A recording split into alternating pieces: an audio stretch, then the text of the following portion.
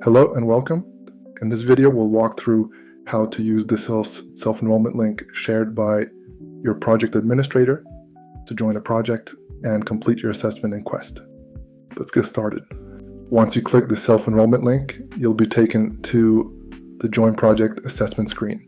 On this page, you'll see an email address entry field. Above the email field, there's a short information note showing which project you're joining, who the project is administered by, which assessment you'll be completing, in this case, the LEA 360, and the date this self-enrollment link expires. Go ahead and enter your email address, then click Continue.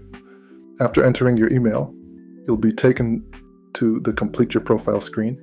Here, you'll be asked to enter your first name, last name, email address, and your desired primary language.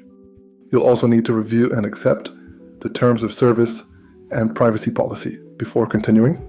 It's important to know that you won't be able to check the agreement box until you've reviewed the privacy policy. To do that, click the privacy policy link. This opens the privacy policy window where you can review the policy.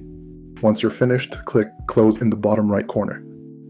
When you're ready, check the box to agree to the terms of service and privacy policy, then click Create Account and Join Project.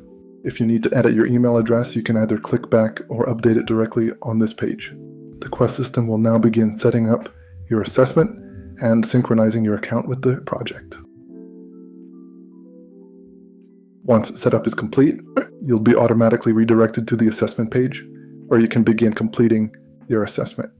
If you're not able to finish your assessment in one sitting, you can use the same self-enrollment link again later.